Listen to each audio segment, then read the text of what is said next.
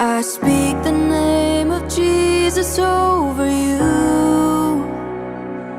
In your hurting, in your sorrow, I will ask my God to move. I speak the name 'cause it's all that I can do.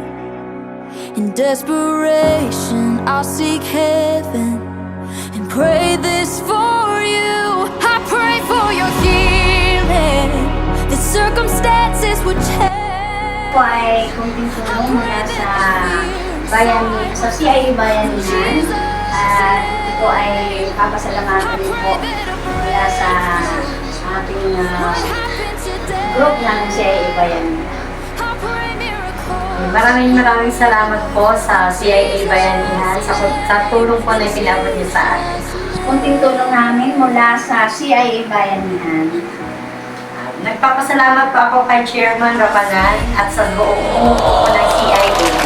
Maraming salamat po sa tulong na pinabot niyo sa atin. Lord, salamat sa pagkakataon ito na dito kami Panginoon sa tahanan ng pamilya ng sambahayan ni Panginoon.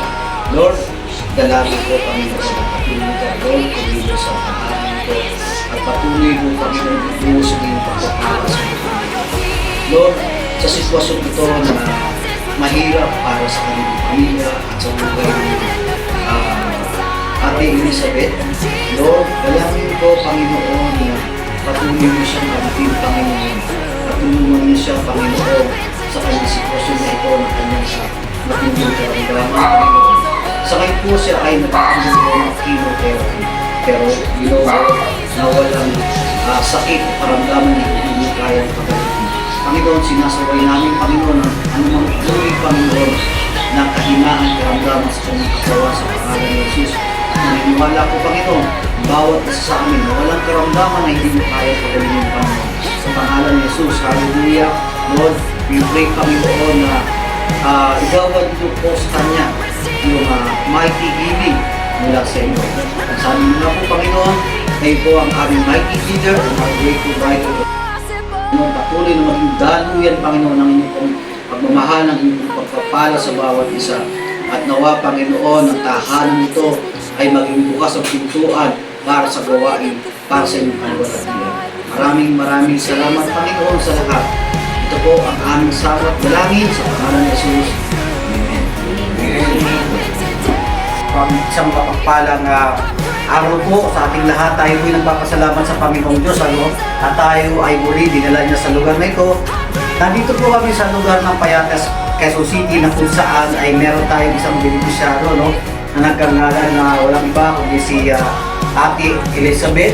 Salamat sa ating mga kasama ngayon dito na nagsilbing mga representative para po sa ating munting tulong, na mula po sa CIA Bayanihan. Ito po ay ginagawa po natin para po sa ating mga members, na meron pong karamdaman. Ito po ay financial assistance na isang may tatawag nating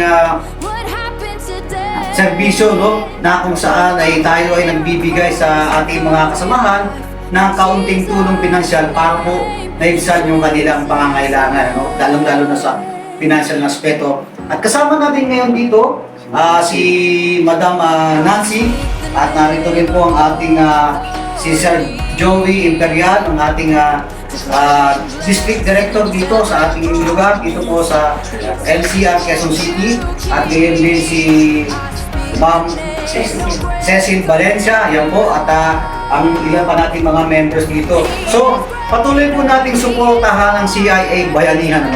Actually, napakalaki po ng naitutulong nito sa ating sambayanan. Lalo-lalo na kapag ikaw ay naging libreng member, ay maaasahan natin na CIA Bayanihan ay laging handang tumulong sa kanyang mga kasama. At hindi lang yan, marami pa po tayo mga livelihood projects, na naka-ready na po para po sa ating mga may bahay na gustong matuto ng mga skill na pwede nating pagkakitaan. So, maraming salamat sa inyo. Patuloy po tayo mag-antabay po sa ating mga reports na kung saan ay tayo ay patuloy na kikilos, para tayo makatulong sa ating pamayanan lalong-lalo na sa mga kasapi natin sa CIA Bayanihan. So maraming salamat po mga ka-CIA. Ito po ang inyong lingkod na si Cap Fred, nagsasabi ng always pray at God bless everyone. To God be the glory. All things are possible. I pray for your healing, that circumstances will change.